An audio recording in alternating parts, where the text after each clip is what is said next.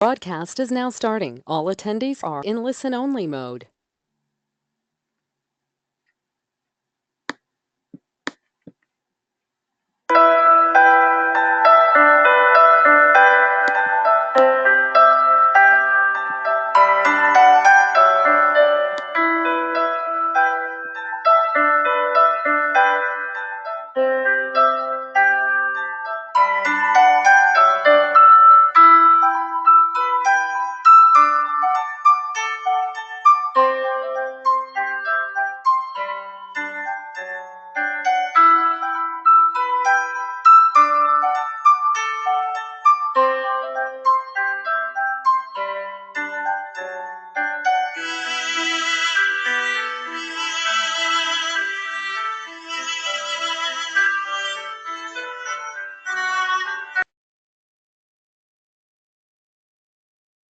Hello and Yali Madat. Welcome to the ECD webinar for this evening. We're so excited to have this webinar tonight. And I'd like to just remind you that on your side panel that you can see, you have a choice of asking some questions. So please do take advantage of that and ask any questions during the webinar. Next slide. So tonight's webinar is what did we learn from the ECD survey? My name is Dr. Salima Dadani, and I am your moderator for tonight's webinar. I'm really excited about it because as a mother of two, I have a lot to learn from this webinar. The webinar is based on the survey that was done in 2015, in the fall of 2015, and many of the participants on the webinar, you may have actually participated. And you remember the number of questions that there were and the depth of detail that the questions asked for information. And so this is an opportunity to now to hear the results and to hear the results from our speaker, Dr. Shazin Suleiman. Next slide. The webinar is brought to you by the Aga Khan Education Board. Every webinar that we do collaborate with different partners across our Council for Canada, and tonight is in collaboration with the Aga Khan Education Board. And as a reminder, our vision for early childhood development is that all Canadian Ismaili children benefit from nurturing and stimulating early childhood environments as part of a continuum of holistic lifelong development. Next slide. As mentioned previously, our speaker tonight is Dr. Shazin Suleiman. Shazin is an academic general pediatrician at St. Michael's Hospital and a faculty member at the University of Toronto. She completed her pediatric residency at the Hospital for Sick Children and her medical degree at UBC. She also completed a Master of Public Health at Johns Hopkins University, where she was a summer scholar. She is the co-founder and president of Music Box Children's Charity. Many of you may have heard the webinar that she did for us on music, and if you haven't, please do go back to our recorded webinar archives and hear that webinar. It was a fantastic one. Her research involves the development and measuring the impact of evidence-based programs to promote healthy child development and mitigate the effects of toxic stress. I'll now hand it over to Shazin to start the webinar for us. Shazin? Thank you, Salima. I'm really excited to be able to share with all of you the overview of the results of our survey from late 2015 and 2016. And today, our hope is that we can use the information to identify what areas are actually important for understanding quality ECD and how can we incorporate these into our everyday life. I also hope to introduce everyone on the call to the importance of adverse childhood events, or what we refer to as ACEs, in the role of child development, and really explore the national findings from the ECD survey. What I will not be doing is going into details on the statistics or methodology behind the survey, but rather focusing more on what you and what we can all do together to continue to advance early childhood development for all children in the Jamaat. We used information from a wide variety of sources to identify 5 pillars to define quality early childhood development. And these pillars are all essential and equally important when we think about what makes up quality ECD. These are actually being used by the UN and UNESCO to develop a holistic understanding of early childhood development that can be applied to children around the world. And we thought that would be also very applicable here for understanding early childhood development in the Jamaat.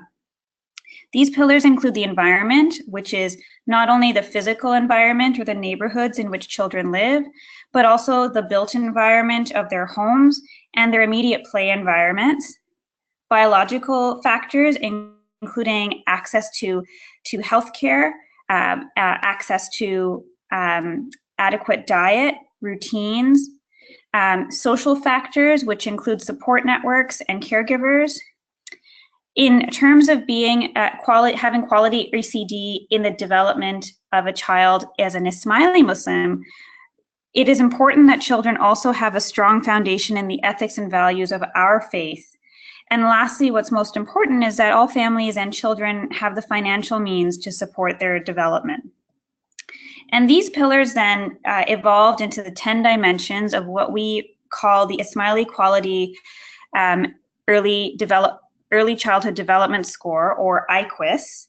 And we'll walk through these very briefly as I will go back to these findings from the survey. So when we think about the social pillar, it is very important that a child has a consistent primary caregiver who's knowledgeable about the child's development, and that children and their family are connected to a social support network, particularly that they can refer to in times of need. From an environmental perspective, as mentioned, it's important that the child has a safe place to play, learn, and explore, both outside and inside the home. And the environment also includes having access to developmentally appropriate toys and books. It is especially important also that children have access to formal and informal quality child development programming. And this refers to programming like SEED, Ontario Early Year Centers, drop-in classes, family literacy centers, daycare. From a biological perspective, I think this goes without saying that it's important that children have access to good nutrition, good oral hygiene, and good physical health, including access to healthcare providers so that these can be monitored and supported through surveillance, that children get at least 60 minutes daily of structured or unstructured physical activity, and that children have a routine for sleeping, eating, and other daily activities. And these are all essential for promoting good development for children. From a financial perspective, it is important that families are not living in poverty, and we used low-income cutoff scores in Canada to determine this for the survey. And lastly, an important pillar was that the child and their family both feel that the values and ethics of being an Ismaili are important, and that families feel equipped to instill these values in our children as they're growing up. And while these pillars are important, if you are experiencing significant traumatic events or adverse childhood experiences, these experiences can actually increase your developmental risk, which means that despite having all of these factors, if you are experiencing one of these 7 adverse childhood events, that you are at increased risk of having poorer physical health, poor emotional health, and worse physical health outcomes. And for the purposes of the survey, there are 9 in total, and we collapse them into these 7, which include experiencing abuse or neglect, experiencing parental separation or divorce, witnessing emotional or physical violence, particularly aimed at the mother, having someone in the household with a severe mental health condition, and I apologize for the typo here. Number 6 should read having a household member that suffers from substance use difficulties, or having a household member that is incarcerated. And I know that these sound really, really awful, but also when we think about it, you know, many children may experience some of these traumatic events through no fault of their own, and it is important that we identify which children are at increased risk of having worse developmental outcomes, so we can give them extra supports. And just to highlight why this matters, this is a very important slide that is used a lot actually in my work, where we look at how do we promote child health over the whole spectrum of childhood. And we know that experiencing these adverse childhood experiences are stressful for children. And while some stress is good, this kind of stress is what we call toxic stress, that actually decreases your trajectory from optimal health to poor health. Also living in poor housing conditions, having inadequate access to food, living in poverty, and not being able to access good quality programming, all of these can move a child's trajectory, which means that a child may have been destined to follow the upper green line here, but experiencing these may actually change their overall trajectory to poorer health. However, we also know that there are things that can increase and optimize children's health across their whole lifespan. And this in many ways includes the opposite of what we were just talking about.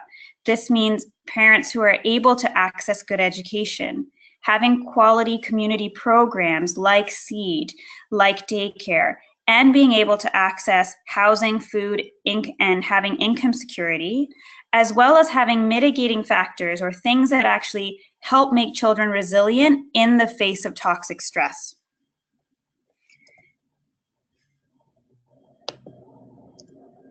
And as I mentioned earlier, the adverse childhood experiences ultimately lead to poor physical health.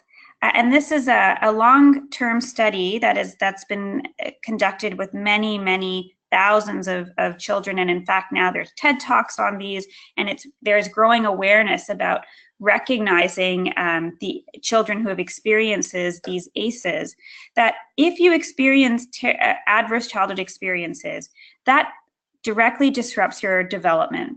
And it's that disrupted development that leads to impairments or difficulties in your social development, your emotional or your ability to regulate your emotions and cope with stress, and also your cognitive development, which is like how well you can perform in school and academic achievement. And those impairments lead to the adoption of health risk behaviors. This might include smoking, substance use, getting into trouble with the law, having some difficulty with making good judgment or decisions. And that is what leads to disease, disability, and other difficulties, and ultimately early death. And so really we're thinking way back, way upstream when we're looking at adverse childhood events to try and stop this pyramid from going in this direction. Sorry for that.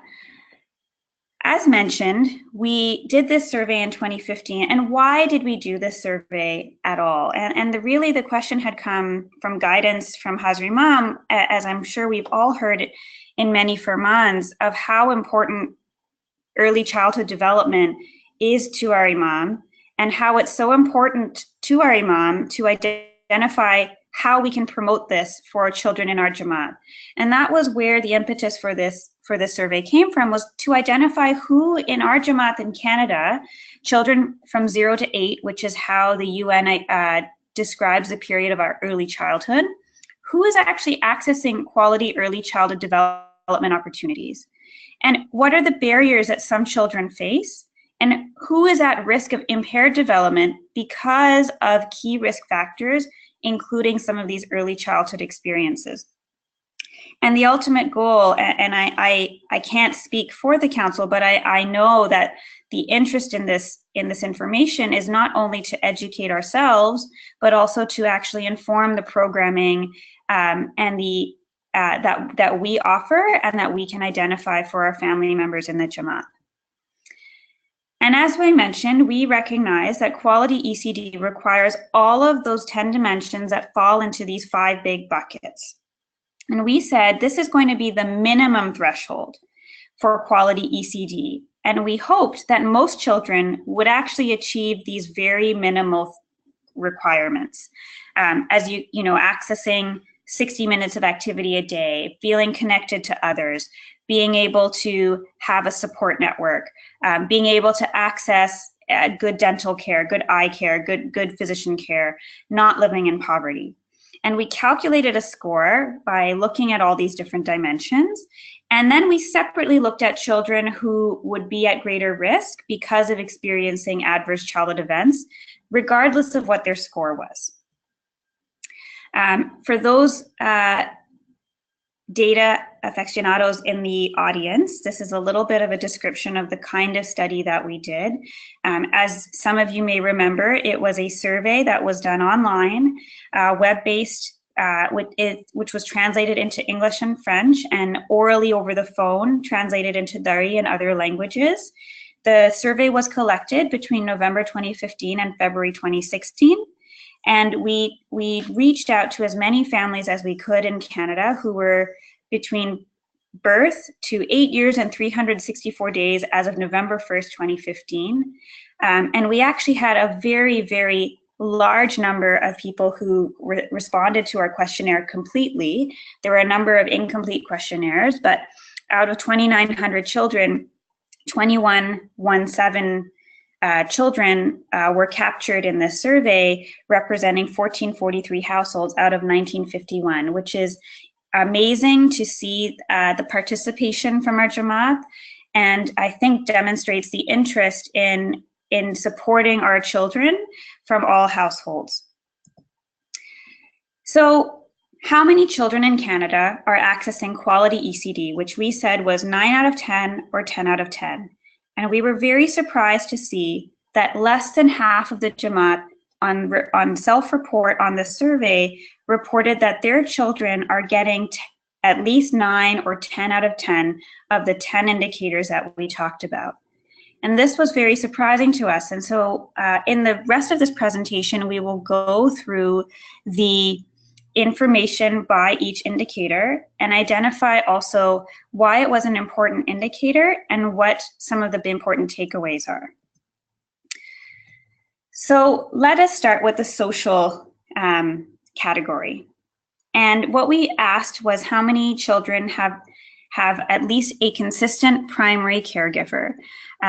This is important because a consistent caregiver is essential in promoting attachment between a parent or a caregiver and a child. And it's this attachment that actually forms the basis for how children create relationships, how children cope with stress, because it is a form of security for them.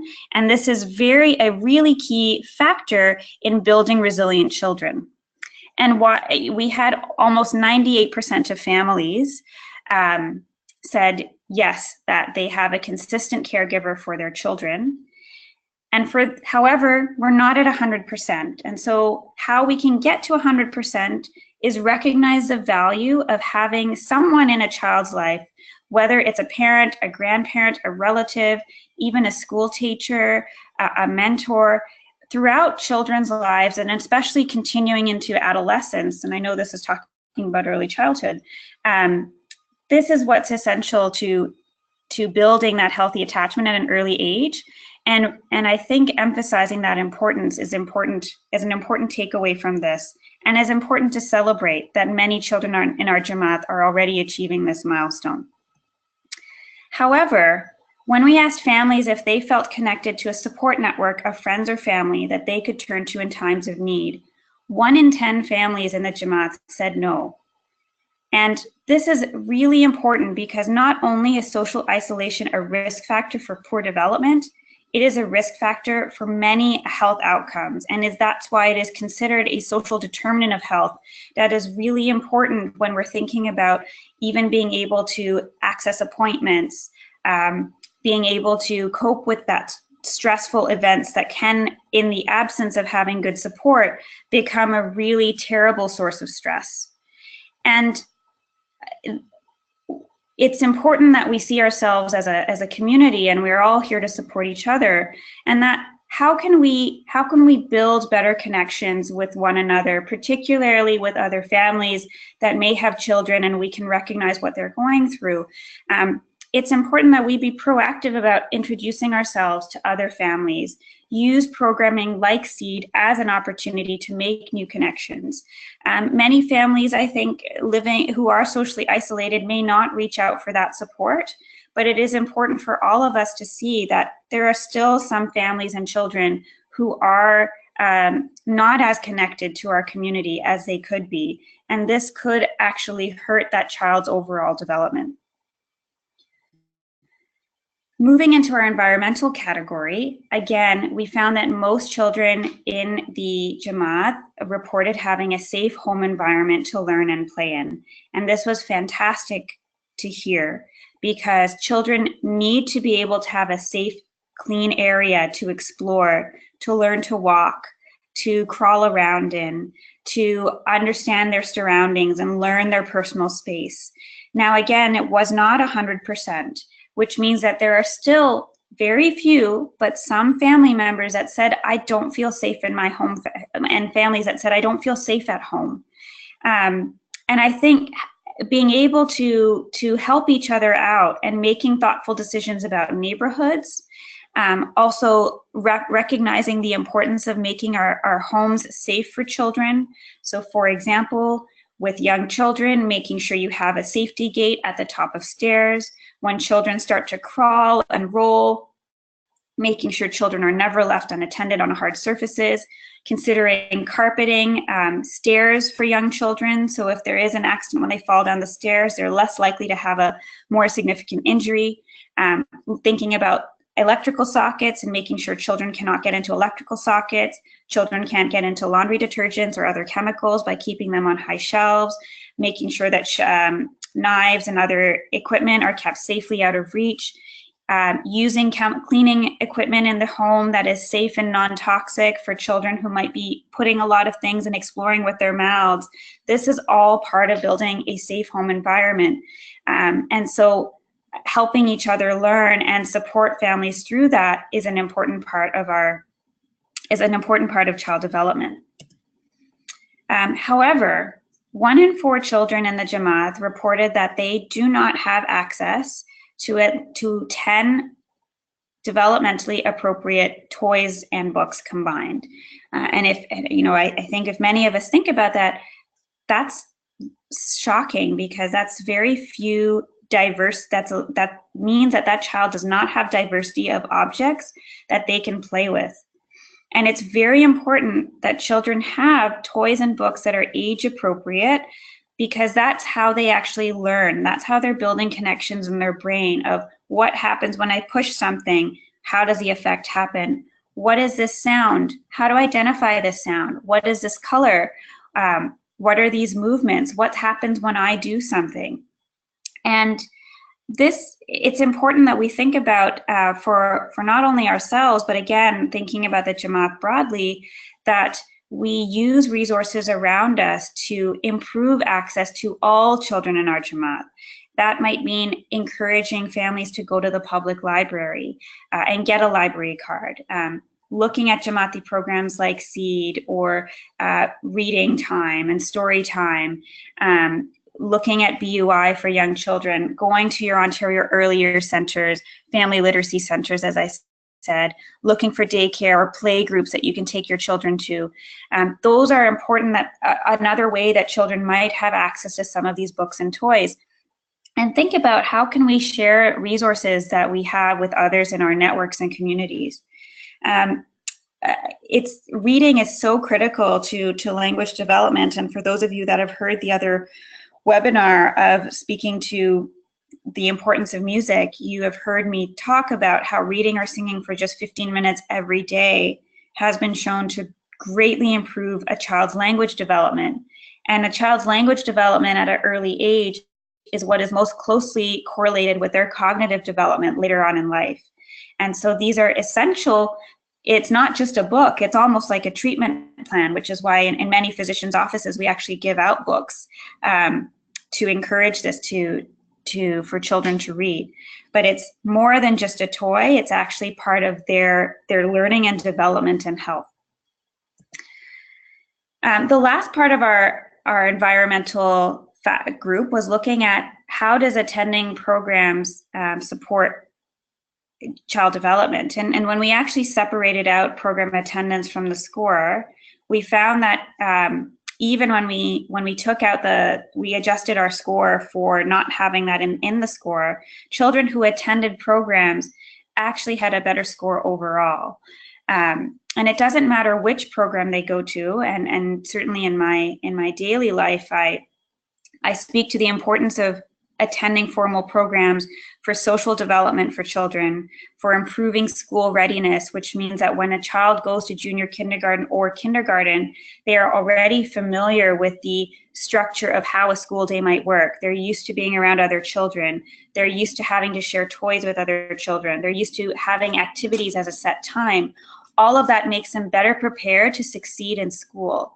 And that's why program attendance is so critical. But it was very enlightening to see that most children in the Jamaat do attend programs.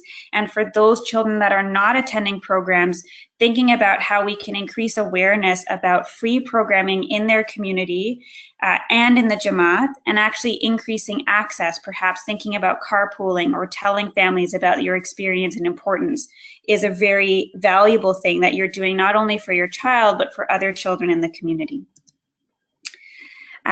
Another really positive piece of information that we learned from the family was that 99.7% of all families said that not only was it important for their child to learn the values and ethics of being an Ismaili Muslim in Canada, but most of them felt equipped to do this. And this is important when we think again about promoting resilience in young children by having a very strong sense of identity and a strong sense of what is right and wrong. And that this can be embedded into every aspect of everyday life and will be helpful as they learn how to navigate relationships with other children and make friendships and build relationships in school and the rest of their life. And although we're at 99.7%, how can we get to 100%? Think about encouraging participation in Jamati activities and programming, and starting to have conversations about values and ethics of our faith, even at a young age, and making that conversation part of the daily norm. And more importantly, not only making it a conversation, but building on it and turning it into a practice, so that your children can see us living out our values in real time. When we asked families about access to physicians, access to dentists, and access to eye care, all of which are very important when you think about the overall development of a child. We'll start with the bad news first, is that many children had not actually had regular vision checks. And vision problems are one of the most common causes of developmental delay and subsequent academic difficulties worldwide. Most of this, 75% of these visual difficulties, are actually refractive error, which means you need glasses. Children at a very young age may not complain about visual problems, and it can be very hard to tell from just watching a child play. And that's why in most provinces, eye exams are actually covered for children under provincial health plans. Certainly for anyone in Ontario, your OHIP card will cover a yearly optometry check for your child up to the age of 19. And it's very important that by the time a child is 3, they've had their eyes checked at least once, because the earlier that you can detect a vision problem, the better their outcome is for learning at school, and it's also better for their eye and for their brain. And so checking at the age of 3 and again before age 5 or around kindergarten is very important. Some school districts actually do vision screening at this age, and we catch many, many children. Some family members don't know about the importance of having their eyes checked. And certainly this is not just something for young children, but also for any child. And it's important that we encourage our friends and families to have their eyes checked regularly. Recognizing we have a dentist as a moderator on our call, it was also shocking for us to identify that about 25% of children over the age of 1 had not seen a dentist or were not seeing them regularly. And this is incredibly important and something that I see very frequently in my work, that children at the age of 2 or 3 have rotten teeth, and we'll only identify it when you really take a close look in their mouth. We know that these rotten teeth, or dental caries, which is what they're called at a young age, is associated with learning difficulties. We know that it's associated with pain and growth difficulties because children can't eat. So again, it's not just teeth. It's not that they're just going to fall out and their adult teeth are going to come in, but it actually affects their learning. The Canadian Dental Association recommends that every child should be seen by a dentist after age 1 and every 6 months after that. It's very important that brushing and cleaning teeth are part of nightly routines for children. For children who don't have teeth, you can start by cleaning with a damp washcloth over the gums. When a child starts to have teeth, you can use the same approach with a damp washcloth, cleaning the 1 or 2 teeth that have erupted. And after age 1, you can start to use a soft toothbrush with a very faint smear of toothpaste. And the practice is important for a child to get used to having a toothbrush in their mouth beginning at age 1. And it's especially important when we think about how to also prevent dental caries, that going to sleep with a bottle of milk is one of the most common causes of having dental cavities in young children. After age 1, children shouldn't be using a bottle anymore. And certainly if you're going to be giving milk or breastfeeding your child before they go to sleep, it's important that you clean their teeth before they go to sleep to avoid the sugar being left on their teeth. The third piece is that after age 1, children should be transitioning to a sippy cup, and you can consider giving them water instead of milk if they do need something to sleep at bedtime. Lastly, we had asked participants if they got how much physical activity that children get, and this could have been structured or unstructured. And more than half of our respondents were saying they're not getting at least 60 minutes of active play.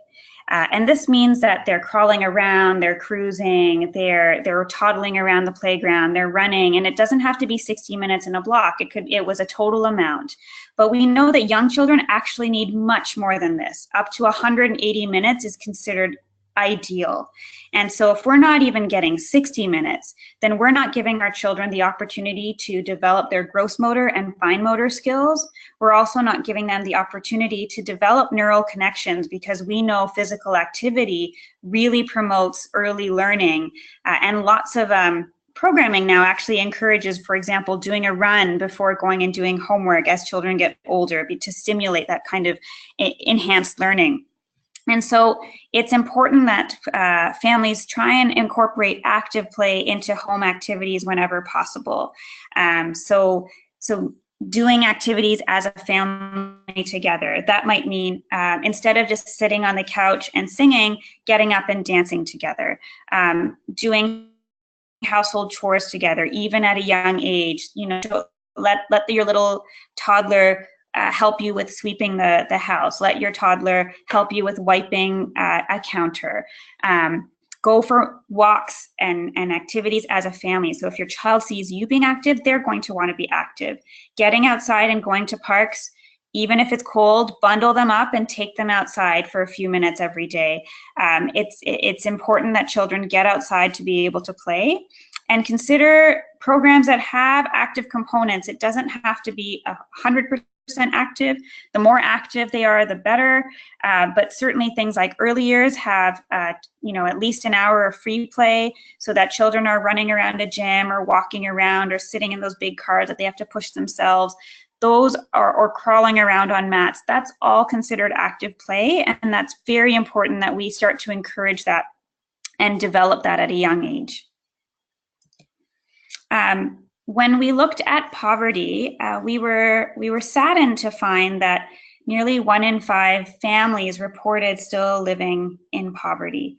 And again, when we adjusted the score for poverty, we found that, and by adjusting meaning looking at the score in the absence of factoring in poverty as part of the score, they still had a much lower score compared to families living in high incomes. And it is well known that child poverty is a risk factor for poor child development. And this is more of a plea to us as a community that if we know families are struggling, we can reach out and provide more support. And that might mean taking a child to a programming class with you. It might mean doing some sharing so that children who are whose parents may not be able to afford books are still able to get books and toys from other families around us. It might mean building a support network for them and telling them about free programming. And so thinking about ways and reminding ourselves that there are still many children in the Jamaat that are vulnerable, and looking at how we can support them. The last part of my talk talks about the adverse childhood experiences. And these were collected based on parents responding yes or no. And so anytime that a question is a yes or no question, we can only rely on what the parent has reported. And so we'll talk about this briefly. And this is again to highlight that there are many children in our Jamaat who have experienced some traumatic events, and what can we do to support them through that? So as I mentioned, we had looked at 7 different adverse childhood experiences, and we were relieved to see that many children in the Jamaat are not experiencing adverse childhood experiences. However, there is still a small proportion that are experiencing some really traumatic experiences, like parents being incarcerated, like parents using substances, like children who had lost a parent or had seen violence outside of the home. And the highest number was seen for parents who reported that their child had witnessed emotional or physical violence in the home.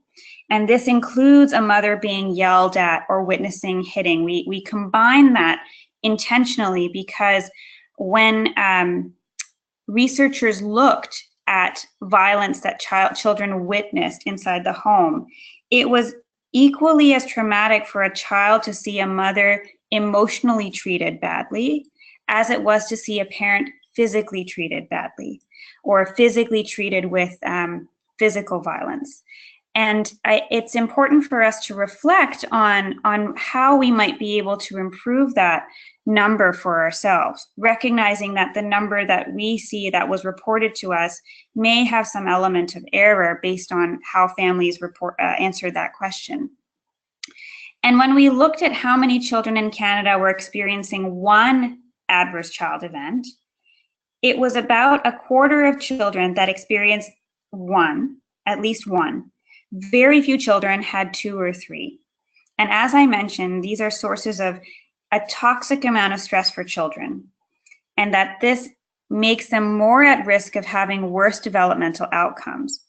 We know that the adverse childhood experiences were not higher for children living in poverty, or were not higher for children of parents who had less education. It is the same across all income brackets and across all parent education brackets.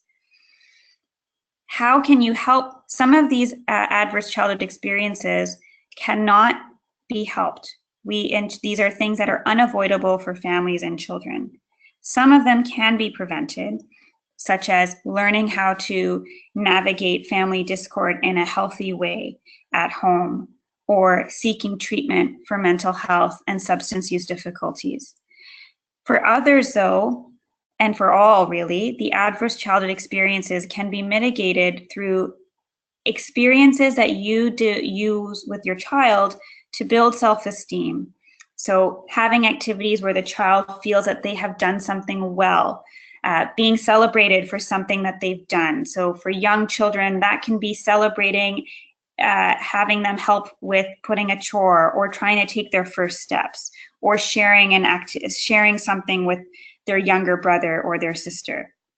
Teaching empathy is a really critical way to mitigate the adverse childhood experiences. And this is done a lot through role modeling.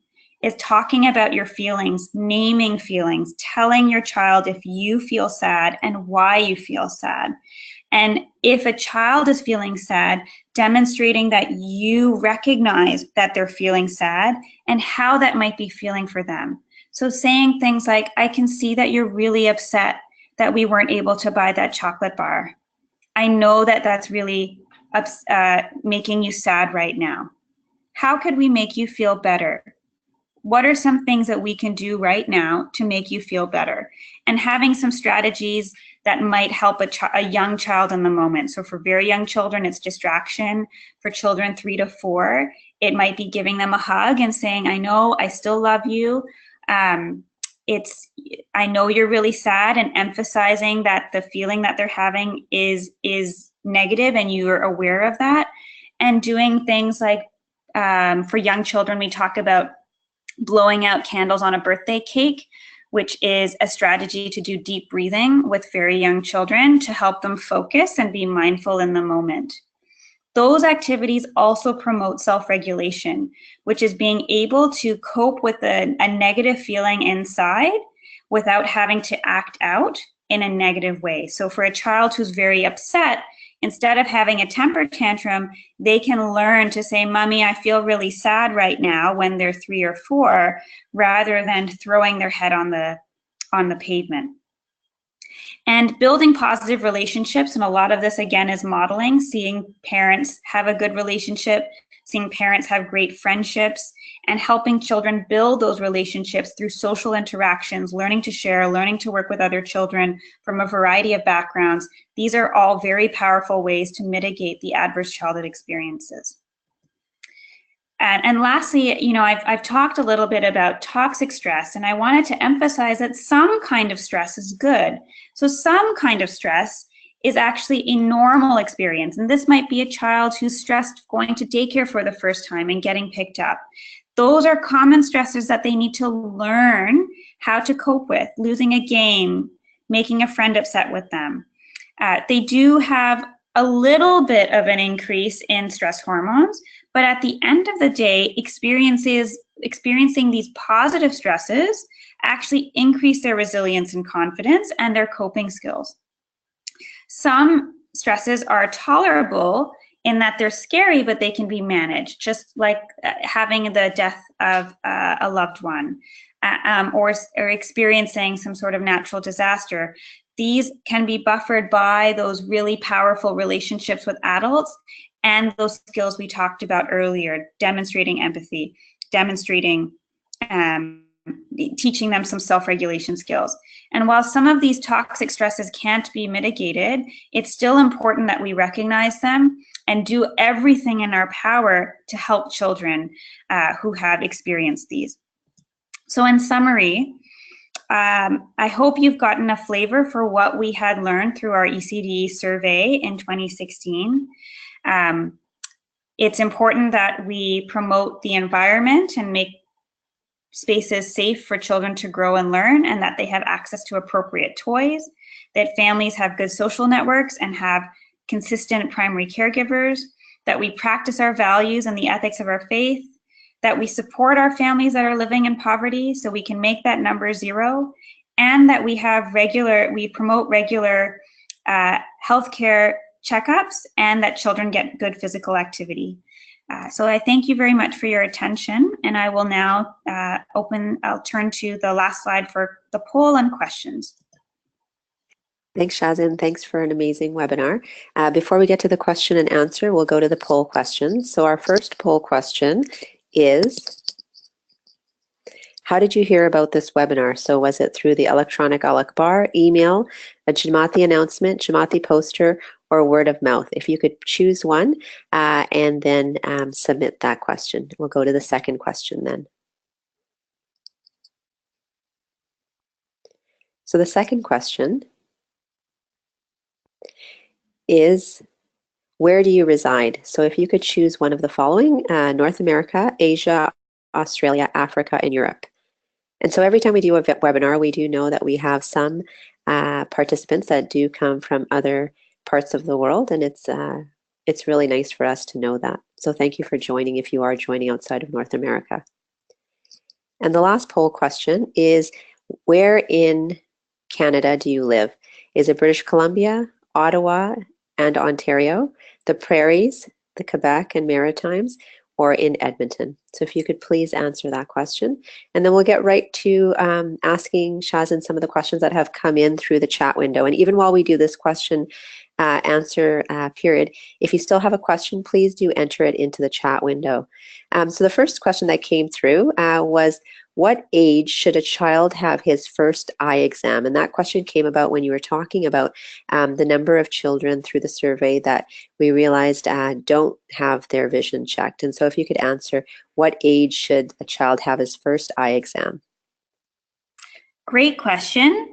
So I'll answer sort of chronologically. At every well child checkup, and you should have several when the child is before 1, so at age 2, age 4, or age 2 months, 4 months, 6 months, and at 12 months, your physician should be checking your child's eyes with an ophthalmoscope, so looking at the retina at the back of the eyes, looking for eye movements, making sure the eye is aligned. So that's the first step for vision screening. Afterwards, again, as mentioned, children should have their eyes checked by an optometrist at age 3 and certainly by age 5 before they start school. Or at any point before then, if you have any concerns about your child's vision, and you might notice a child squinting, you might notice children sitting very close to a book, for example, or bringing a book very close to their face. You might notice a child gets frustrated if they can't read or see something. So it's important. Those are some clues that you might want to see a specialist earlier, but my recommendation would be, certainly age 3 would be when I'd be starting to take a child to an eye doctor, and at the very least before age 5. Thanks, Shazin. And you made a really great point while you were talking about vision, is that many provinces in Canada do offer vision screening at a reduced cost or for free. And so really important that all of us as families do a little bit of homework, ask our primary care physician about that, so we do then take advantage of having that opportunity to have our children's eyes checked. The next question that we have is, and it's a question around the household environment. The question is, if the household environment shifts from negative to positive later on in a child's life, for example, maybe negative in the early years and then positive during adolescence, can that change the outcomes for the child and how the child then grows up later in life? Absolutely. So I don't want anyone to feel that all is lost if there are some difficult experiences early on in a child's life. And I don't want to make everybody dizzy by flipping all the way back through my slides, but you'll remember the chart with the red and green arrows, that at any point in that trajectory, those positive influences can move the trajectory of a child's outcome to a better space. And we actually call adolescence, for example, the second wave of development. That's the other time in a child's life where the brain is very adaptive and learning new skills. So absolutely, any time in a child's life when positive changes can be made, that will absolutely, and I'm going to keep emphasizing absolutely, make positive differences in that child's health outcome. Great. Thank you, Shazin. I think one of the biggest, there was a comment that came through and it said, thank you for a wonderful and eye-opening webinar. And I think one of the biggest takeaways for a lot of us on this webinar was your ability to define quality early childhood environments. And I think that when we hear How's Your Mum's Furmans about the importance of ECD, this webinar really helped because you broke it down for us. So thank you for that. Another question that came in is that, do you recommend the flu vaccination, and at what age should it be first administered? That's a great question. Yes, I definitely recommend the flu vaccination. Children can be vaccinated after 6 months of age. At an early age, if it's their first set of vaccines, they usually need a vaccine 1 month apart. The reason I emphasize it is, unfortunately, I have seen healthy children die from the flu. And I think if you ask any pediatrician, we will be able to tell you this. Children under the age of 6 are very vulnerable. They're just as vulnerable as seniors to influenza, and it's important that we protect them as much as possible.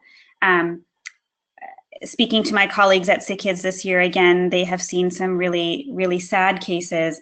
And in all of those cases, the children had not received their flu vaccine. So I think the other important takeaway is that while we hear about the flu vaccine not being perfectly effective, 10% or 20% more effective at reducing mortality, which is death, is still better than 0%. So absolutely, I recommend the flu vaccine to all children who are able to get it. For children, if you have children under 6 months of age, it is important that then the rest of the family get immunized against the flu to protect the child. Perfect. So another question for you, and this is a question around socialization. So the question is, how important, and then the next part of the question says, and how much socialization for a child under 3 years of age would you recommend who is not attending daycare? These are great questions. I recommend it as much as possible. So again, if you think about it, for a child who's at home, mostly with parents or grandparents, when we explain development to my patients, adults are generally much more forgiving. We're a little bit more understanding than another 3-year-old child. And when they go to school, they're with mostly other kids their age. So to promote their language development, to promote their social development and problem-solving skills, it's important that they have as much exposure as possible. So really, if you can do socializing every day, that's fantastic. And that's the benefit of going to daycare or drop-in groups daily. But if you can do it a few times a week, if that's not feasible for you, and I think many provinces offer drop-in programming for children that's free of charge, and you can go and usually it's 2 to 3 times a week. That would be as great as possible. And I totally agree. And I think that as Ismailis, we're even so lucky to have Jamaat Khana every evening, where we have the opportunity of taking our children and having them be able to socialize with others every evening if we wanted to. The next question that came in is there a system in place? Probably not a question for the webinar, but a great question. Is there a system in place, a formalized process or forum for helping families in need? Example, donating children's books or toys, carpooling to classes, etc.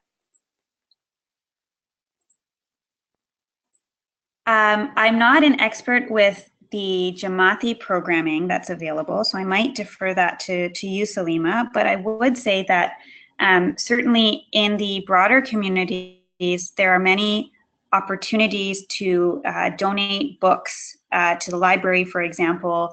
Many women in children's shelters and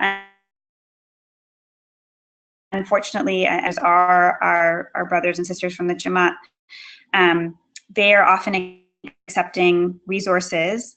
Now, I don't know of any formal programming in the Jamaats, but perhaps Salima, I don't know if you know of any that would promote ride sharing or resource sharing among families. Right. So I too don't, but I want to challenge the person who asked the question and just compliment them that they saw this need. But perhaps this is a place where each of us, we don't really need that formalized process, that we can be open to reaching out, seeing other kids in our Jamaat and saying, I have a whole bunch of books. My kids are a lot older now, and they're tired of their Bernstein Bears 30 book series. Would your child like to have them? Or saying that I'm going to a fantastic drop-in program. Why don't you come with me? I think that there's a real place here for each of us to do that on our own. And if we were to do that with another family in our Jamaat or that we know about, I think that would be would make a huge, huge difference. Another question that came in, and I have to tell you, Shaz, and this is the first time in moderating a lot of webinars that I've seen so many compliments that have been coming through the chat window, so congratulations for that. This one says, hello, thank you for a great webinar. How do we help the Jamaat that is socially isolated? I am so sad to see that. again, I was also really sad when we were doing the analysis to see that, because I think there's so many of us who, you know, and I think we're seeing that this year in the Diamond Jubilee year, you know, how great the Jamaat cares for each other around the, like how much we care for each other around the world. And I think, you know, part of my work is working with inner city and refugee and immigrant families. And so I can share some of the insights from that perspective, that sometimes it's really hard for families to reach out. And I think if we can even reflect on the first time that perhaps any of us were at university for the first time, or going to a new school for the first time, and you remember being that child on the playground, standing by yourself, how much it felt to have someone come up to you and invite you to play, or how someone said, come out for dinner with us. And I think always looking around when we're going to when we're standing in Nandi, even when we're coming into the showroom, if it's a new face you haven't seen and they might have young children, introducing yourself and saying, oh, hi, you know, I'm Shazeen. I go to ICT. I haven't seen you before. Are you new here?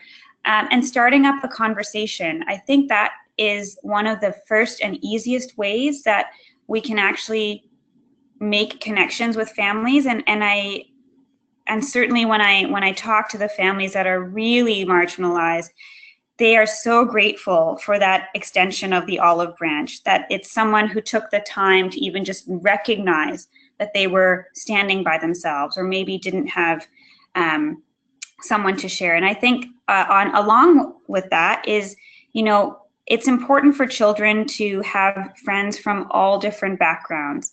And within our Jamaat, we are so fortunate to have such pluralism of culture and background and experiences, that also, if you have a child and you see another family who has a child that might be about your child's age, facilitate the children playing together. And perhaps you can use that as an opening for a talking point, or develop, you know, setting up a play date, and then leading into the question that one of the other participants had about how can we facilitate these kinds of relationships. I hope that provides some sort of answer for you, and I really admire your compassion for our Murids who are feeling so isolated. Thanks, Shazin. So another question that came in, and actually a comment that also came in, so I'll address the comment first because it has to do with your last point. And somebody through the chat window reminded me that there is the Quality of Life program. That is a formal program within our institutions, which does help families in a very anonymous way to offer that circle of support in whatever way they need. So thank you for that reminder. And the question is there child poverty across Canada in all the provinces or regions? Do we know whether this comes from permanent residents or immigrant families or student parents, young parents? So Shazin, could you speak to that? Yes, so we actually we didn't ask about immigration status in the survey, and that was a bit of an intentional decision because we didn't want families to feel feel jeopardized that they might be sharing their status. We do have some information around where parents were born, and so we can tell who's Canadian born and whose parents are from outside of the country, but we don't know length of time in Canada. With respect to your earlier question, the rate of poverty is different across the provinces. In some provinces, the rate is very high, over 50%, and in other provinces, it's about 10%. But again, if we look at the national average for Canada outside of the Jamaat, it's about 1 in 5 children in general as well, with some variation across provinces and cities. So what we're seeing is that we're not that different from the general Canadian population.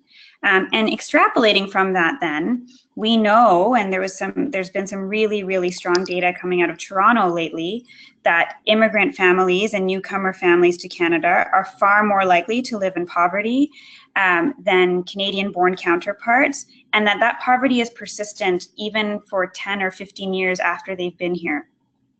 We also know that it's highest in the first few years and goes down, but again, seems to still be higher than Canadian-born counterparts, even after being in Canada for almost 20 years. Now, I have theories about why that is, and I think that would be a whole separate webinar, but I hope that answers your question a little bit about extrapolating backward from what we see in the general Canadian population. I don't anticipate our numbers would be that different in our Jamaat, since we saw similar parallels with the rate of child poverty across our provinces. Thanks, Shazin. And we're going to go down to the last couple of questions, but in the beginning of your presentation, the question is asking, you spoke about seed. Can you speak about what seed means?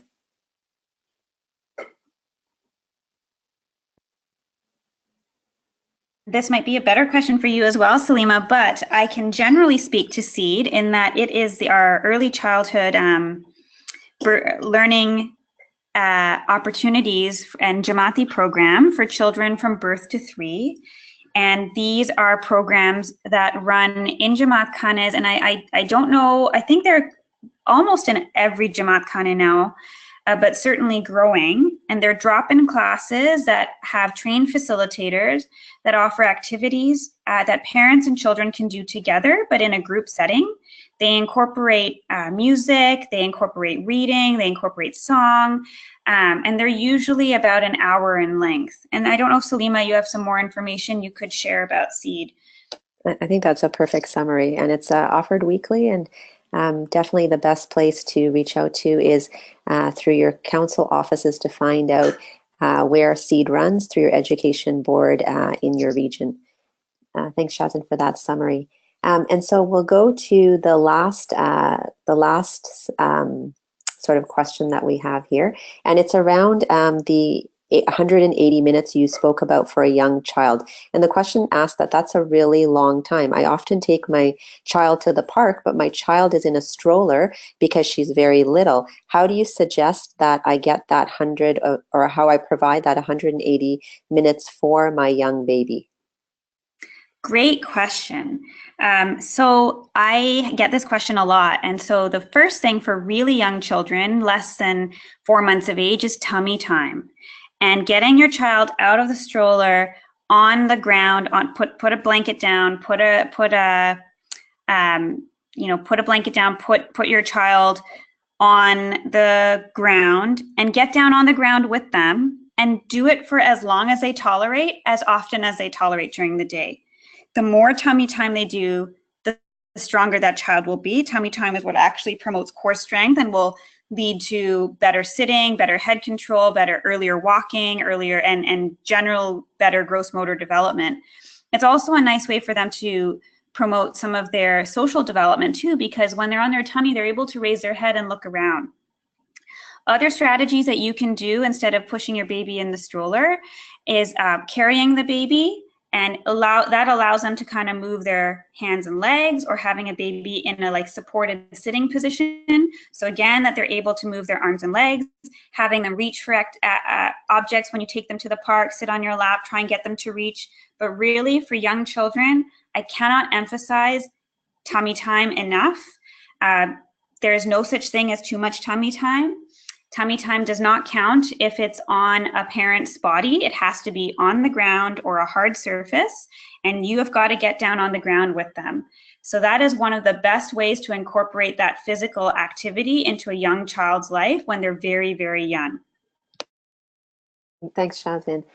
Thank you for doing a wonderful job leading us through the survey results and talking through what takeaways there are for us as families from the survey. So we really appreciate that. Really appreciate all of the work that you've done in the analysis of the survey. I'm sure that there were countless hours that went into that, as well as all of your knowledge and expertise that went into that. So thank you so much, and thank you for sharing it with us. And to all the participants, thanks for being on this webinar. And just a reminder that all of our webinars are recorded and will be posted to the ECD site. And if you have any friends or family that you feel would benefit from this webinar, please ask them to check it out within the next few days on the ECD website, as well as all of our webinars that are all posted there. So with that, we hope that you'll join us for our next webinar next month. Have a great evening, and Yali Madad. Thank you, Yali Madad.